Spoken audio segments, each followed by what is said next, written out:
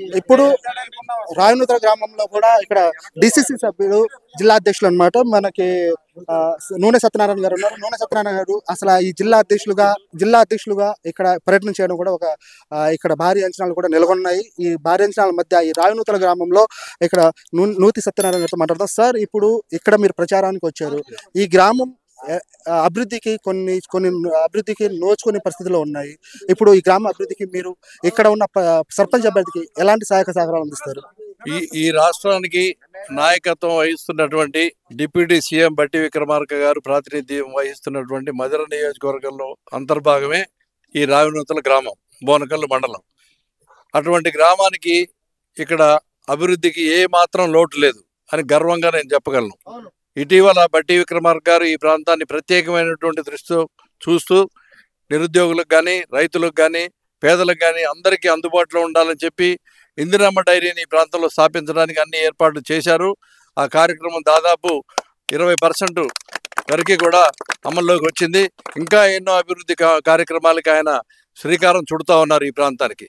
కాబట్టి అటువంటి మహోన్నత వ్యక్తి ప్రాధాన్యత వహిస్తున్నటువంటి ఈ నియోజకవర్గంలో అంతర్భాగమైన ఈ రావినూతల్లో కాంగ్రెస్ గెలుపు నల్లేరు నడక మాత్రమే. ఎదుటోళ్ళు ఏ మాత్రం మాకు పోటీ కాదని గర్వంగా చెప్పగలుగుతున్నాం.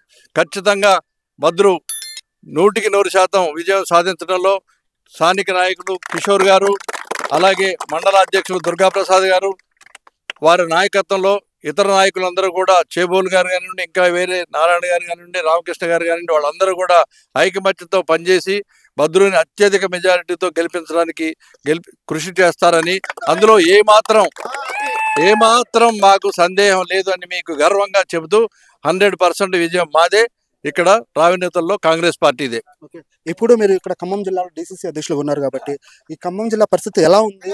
ఖమ్మం జిల్లా గ్రీన్ఫీల్డ్ హైవే కూడా వేస్తున్నారు కాబట్టి ఈ హైవే వల్ల ఇప్పుడు ఎంత తగ్గుతుంది? దూరాలు కానీ కనీస ఇవన్నీ ఉన్నాయి కాబట్టి ఇప్పుడు కాంగ్రెస్ పార్టీ ప్రాధాన్యత పెంచుకుంటుందంటారా, తగ్గించుకుంటుందా? ఖమ్మం జిల్లాలో కాంగ్రెస్ పార్టీ తప్పకుండా ప్రాధాన్యత పెంచుకుంటుంది. రాష్ట్రం ఉన్న కేబినెట్ మంత్రులలో 3 మంత్రులు మా జిల్లా నుంచే ప్రాతినిధ్యం వహిస్తున్నారు. బట్టి గారు, అలాగే తుమ్మల నాగేశ్వరరావు గారు, పొంగులేటి శ్రీనివాసరెడ్డి గారు, వారు 3 నాయకత్వంలో, అలాగే శాసనసభ్యుల నాయకత్వంలో ఈ జిల్లా బ్రహ్మాండమైనటువంటి పూర్వాభివృద్ధిలో ఉంది. అందులో సందేహం లేదు. టీఆర్ఎస్ పార్టీ దాదాపు అంతరించే పరిస్థితికి వచ్చేసింది. కాబట్టి వాళ్ళు ఆళ్ళతో పొత్తులు పెట్టుకొని ఈ ఎలక్షన్లలో పోరాటానికి సిద్ధమయ్యారు తప్ప వాళ్ళ ఉనికిని వాళ్ళు చాటుకోవడానికి ప్రయత్నం చేస్తున్నారు తప్ప వేరే మార్గమే లేదు వాళ్ళకి. ఇప్పుడు ఇక్కడ ఈ జిల్లాలో కూడా ఇప్పుడు ఉన్న పంచాయతీల్లో మీకు గట్టి పోటీ టీఆర్ఎస్ ఇస్తుందని చెప్పేసి కూడా వాళ్ళు భావిస్తున్నారు. నిజంగా మీకు టీఆర్ఎస్ పోటీ కాదంటారా, లేకపోతే పోటీ ఇస్తుంది అంటున్నారా? మాకు గట్టి పోటీ టీఆర్ఎస్ మాత్రమే అని మీరు అనుకుంటే వాళ్ళు ఇతర పార్టీలతో పొత్తులు ఎందుకు పెట్టుకోవాలండి? వాళ్ళకి ఆ పోటీ ఇచ్చే పరిస్థితి లేకనే వీళ్ళతోటి పొత్తుల వైపు ఆలోచిస్తూ ఉన్నారు. అంతే తప్ప వాళ్ళు ఏ మాత్రం కాంగ్రెస్ పార్టీకి ఏ పార్టీ ఇక్కడ పోటీ ఇచ్చే పరిస్థితులు అయితే ప్రస్తుతం లేదు. ఈ ఖమ్మం జిల్లాలో ఫైనల్లీ ఒక క్వశ్చన్ అడుగుతాను సార్. ఈ ఖమ్మం జిల్లాలో పూర్తిగా కాంగ్రెస్ వశం అవుతుందంటారా? ఇక్కడ సర్పంచులు మొత్తం కాంగ్రెస్ వశం అవుతుందా ఏంటి? ప్రత్యక్షంగా చూస్తానే ఉన్నాక కంచుకోట ఇది. ఇక్కడ ఎంపీలు కానీ, ఎమ్మెల్యేలు కానీ, ఇంకా జడ్పీ చైర్మన్లు కానీ ఎవరైనా కూడా 100% కాంగ్రెసే. అలాగే ఇప్పుడు రాబోయే స్థానిక ఎన్నికల్లో కూడా సర్పంచ్ అభ్యర్థులు కాంగ్రెసే. ఖచ్చితంగా కాంగ్రెస్ పార్టీ గెలుపు సాధిస్తుందని చెప్తా ఉన్నారు.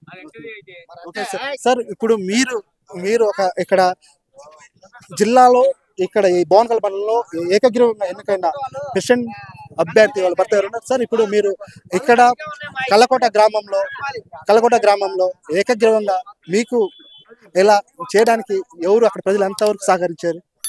అంటే మా డిప్యూటీ ముఖ్యమంత్రి బట్టి విక్రమార్క ఆశీస్సులతోటి గ్రామంలో ఉన్న అభివృద్ధి కార్యక్రమాలు, అది కూడా కాకుండా తరతరాలుగా మా కుటుంబం కాంగ్రెస్ పార్టీలోనే ఉంటాం.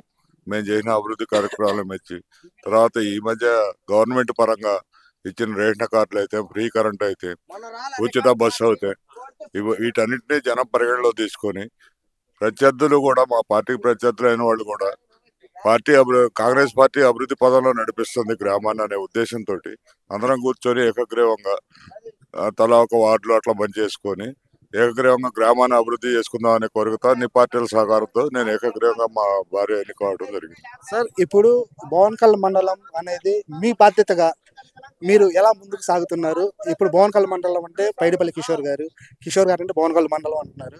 ఈ మండలంలో మీరు 22 పంచాయతీలకి గెలుపు బావుట ఎలా ఎగరవేస్తాననుకుంటున్నారు? అంటే మనం ఇప్పుడు ఉదాహరణకు మనం ఉన్న రాయనోతల గ్రామంలో డిప్యూటీ ముఖ్యమంత్రి గారు అని 2 సంవత్సరాల కాలంలోనే ఇక్కడ ఎస్సీ కాలనీలో రోడ్ల పరిస్థితి గ్రహించి 1,62,00,000 రూపాయలతోటి సిమెంట్ రోడ్ల నిర్మాణానికి వారు మంజూరీ చేశారు. ఆల్రెడీ పనులు ప్రారంభమయ్యే దశలో ఉన్నాయి. అలాగే ఇక్కడ నుంచి మన చిన్నబిర్రలి గ్రామానికి బీటీ రోడ్డు, మరియు రాయనోతల నుంచి ఇందిరమ్మ డైరీ వరకు ఆలపాడు రోడ్డు కలపడానికి బీటీ రోడ్డు, రాయనోతల నుంచి గోవిందాపురం వరకు డబల్ రోడ్డు. అసలు మాకు ఉన్నది ఏంటంటే మా బట్టి గారు చేసే అభివృద్ధి కార్యక్రమాలను చెప్పుకుంటాయనే మేము ఓటు అడుగుతున్నాం. మేము ఏ రోజు మదర్ నియోజకవర్గంలో ఎవ్వరూ చూడనటువంటి అభివృద్ధిని ఈ 2 సంవత్సరాల్లో మా డిప్యూటీ సీఎం గారు చూపెడుతున్నారు. దాన్ని మేము జనంలో తీసుకెళ్లి అయ్యా మేము ఇలా పనులు చేస్తున్నాం కాబట్టి గ్రామాల్లో మా అభ్యర్థులు సర్పంచులుగా ఎంపిక చేయండి, ఇంకా ఏది కావాలంటే అది మేము చేసే పరిస్థితిలో మేము ఉన్నాం, మేము చేయగలుగుతాం, మాకు అండగా డిప్యూటీ సీఎం గారు బట్టి విక్రమార్క గారు ఉన్నారని చెప్పుకుంటూనే మేము ఓట్లు అడుగుతున్నాం. మేము మేజర్ పంచాయతీల్లోనే చాలా పంచాయతీలు మేము ఈజీగా గెలుస్తామని అనుకుంటున్నాం. మేము ఇప్పుడు ఫైనల్లీ ఇప్పుడు ఈ 22 పంచాయతీలు కూడా మీరు కైవసం చేసుకునే ఆలోచనలో ఉన్నారా మీరు? ఇప్పుడు పార్టీల పరంగా ఎవరి ప్రయత్నాలు వాళ్ళు చేస్తామండి. కాకపోతే ఏంటంటే మా సారు చేసిన అభివృద్ధికి ఓటర్ తీర్పు మా వైపు ఉంటుందని మేము ఆశిస్తున్నాం. ఓటర్ తీర్పు ఖచ్చితంగా మా గెలుపుకి, మా పార్టీ అభ్యర్థుల గెలుపుకి సహకరిస్తారని కోరుకుంటున్నాం. ఎందుకంటే మేము అభివృద్ధి చేసి ఓటు అడుగుతున్నాం. ఊరికా ఏదో మాయ మాటలు చెప్పి ఏదో గాలి కబుర్లు చెప్పి అయితే మేము ఓటు అడగట్లేదు. వాళ్ళ కళ్ళ ముందు అభివృద్ధిని చూపెడుతున్నాం. అభివృద్ధి చూసి మాకు ఓటేయండి, మాకు డిప్యూటీ ముఖ్యమంత్రి గారు ఆశీస్సులు ఉన్నాయి, ఇంకా ఈ గ్రామాలను ఇంకా మేము అభివృద్ధి పదాలు నడిపిస్తానే ఉంది అని మేము ఓటర్లని అర్థిస్తున్నాము. మరి తీర్పు ఎలా ఉంటుంది అనేది మీరు 11వ తారీఖు చూద్దరు గారు. ఎంబీఏ చదివాను. మీరు నిరుద్యోగ కారణాలు ఏంటి? ఇక్కడ ఎంబీఏ చదువుకుని ఈ గ్రామంలో ఎందుకుంటున్నారు? మాకు వ్యాపారం మీద బాగా మక్కువై జాబ్ వచ్చినా చేయలేదు, అంతే.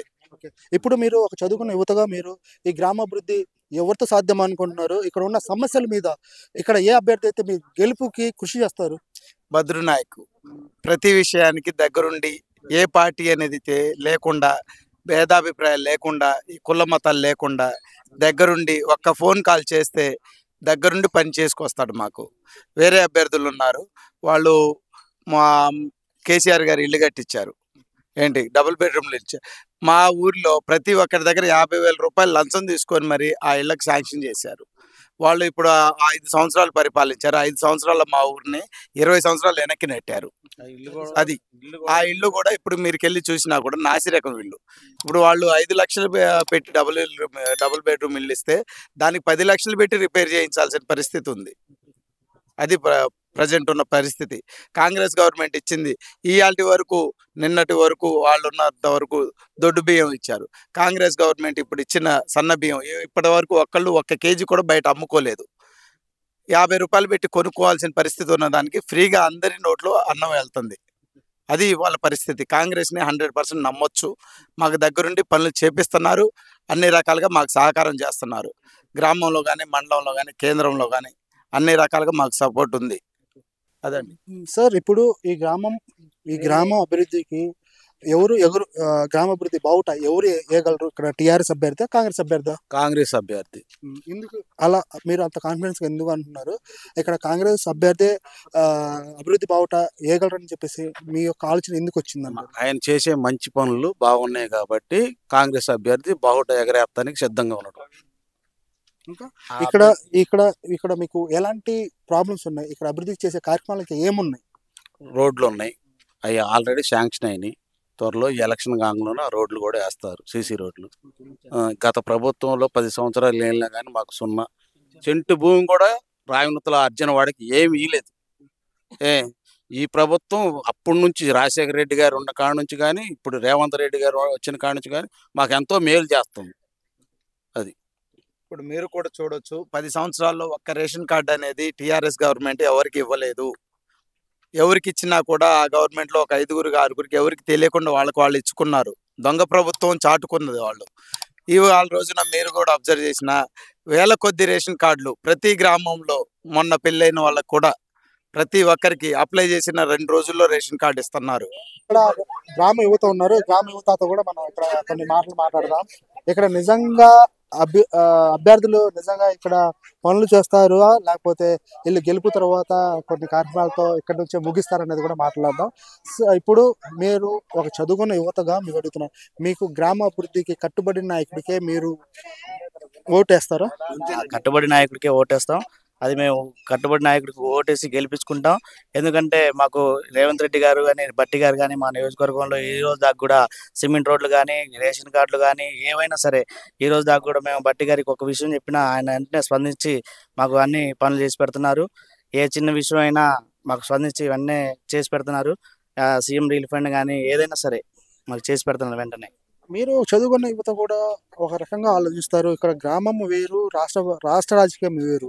రాష్ట్ర రాజకీయంలో కానీ గ్రామంలో కానీ ఒక వ్యక్తి గ్రామ అభివృద్ధికి తోడ్పడడానికి వాళ్ళ దగ్గర నుంచి మీరు ఎలాంటి అభివృద్ధి కార్యక్రమాలు కోరుకుంటున్నారు అనేది నేను స్ట్రైట్గా అడిగా మీకు.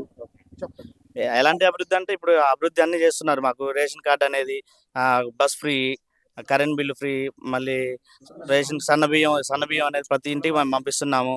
సోలార్ ఇప్పుడు ఇంధనం మిల్లు గత ప్రభుత్వంలో మా ఊరు 3800 ఓట్లు 20 ఇళ్ళే ఇచ్చారు. మేము ఇప్పుడు మా గవర్నమెంట్ వచ్చింది కానీ 56 ఇళ్ళు మేము ఇచ్చాం ఈ రోజు వరకు. అంటే మాకు ఒక విడతకే 56 ఇళ్ళు మేము ఇచ్చాం. వాళ్ళు 20 ఇళ్ళకే 10 సంవత్సరాలు వేలారు. గ్రామంలో మీరు ఏం అభివృద్ధి కోరుకుంటున్నారు? ఈ గ్రామంలో ఎలాంటి పనులు చేస్తే అభివృద్ధి జరుగుతుందంటారు? ఇక్కడ కాంగ్రెస్ అభ్యర్థికి ఓటేస్తారా లేకపోతే బీఆర్ఎస్ అభ్యర్థికి ఓటేస్తారా? కాంగ్రెస్ ఓటేస్తామండి. ఎందుకు చేస్తారు? మాకంటే మాకు మంచి పనులు ఇచ్చాడు. ఒకప్పుడు కూడా మాకు ఇల్లు ఇచ్చింది కూడా కాంగ్రెస్ ప్రభుత్వమే. అప్పటి నుంచి ఇప్పుడు మా కాంగ్రెస్ ప్రభుత్వమే. మేము నాకు ఇంటి కూడా 2012లో నేను కట్టుకున్న ఇల్లు. 2012లో కాంగ్రెస్ ప్రభుత్వం నాకు అప్పుడు ఇచ్చారు. అంటే ఆ కాంగ్రెస్ ప్రభుత్వం వల్ల దానివల్ల మేము ఓటేస్తాం. దానివల్ల మేము ఓటేస్తాం కానీ ఇంకేదే పార్టీ వచ్చినా ఓటేసే అవకాశం లేదు మాకు. మాకు బట్టి విక్రమార్క గారు ఉన్నారు. ఆయన చేసాల వల్ల మాకు అందరికి ఇల్లు ఇచ్చారు. అది ఇప్పుడు ఇక్కడ భద్రనాయక్ అనే వ్యక్తి గెలవడం ఖాయమంటారా? ఖాయమండి. 100% పనులు కట్టు భద్రనాథ్. మీరు గ్రామంలో ఎలాంటి అభివృద్ధి కార్యక్రమాలు కావాలనుకుంటున్నారు? ఇప్పుడు ఇక్కడ బీఆర్ఎస్ అభ్యర్థికి ఓటేయాలనుకుంటున్నారా లేదా కాంగ్రెస్ అభ్యర్థికి ఓటేయాలనుకుంటున్నారా? నేను కాంగ్రెస్ ఓటేద్దాం అనుకుంటుండే. నా పెళ్ళై 12 సంవత్సరాలు ఎడకొచ్చి, నాది ఊరు కాదు, ఎడ బుట్టినోని కాదు. నేను ఊరి పిల్లని చేసుకున్నా, మేనమామ కూతురుని. నాకు ఇల్లు వచ్చింది, మంచిగా ఇల్లు కట్టుకుంటున్నా. నేను పనికి పోతే నాకు తింటాం. ఒక 1 ఎకరం పొలం లేదు, 25 పొలం కూడా నాకేమీ లేదు. నాకు రెక్కాడితే డొక్క. ఈ పని చేసుకుంటా మంచిగా నాకు ఇల్లు వచ్చింది, ఇల్లు కట్టుకుంటున్నా. ఇంటి కోసం నేను రేషన్ కార్డు వచ్చింది, నాకు అన్ని వచ్చింది. నా కొడుకుకి ఆపరేషన్ అయింది, 24 గంటల కడుపులో ఆపరేషన్ అయింది. 24 గంటల కడుపులో ఆపరేషన్ అయింది.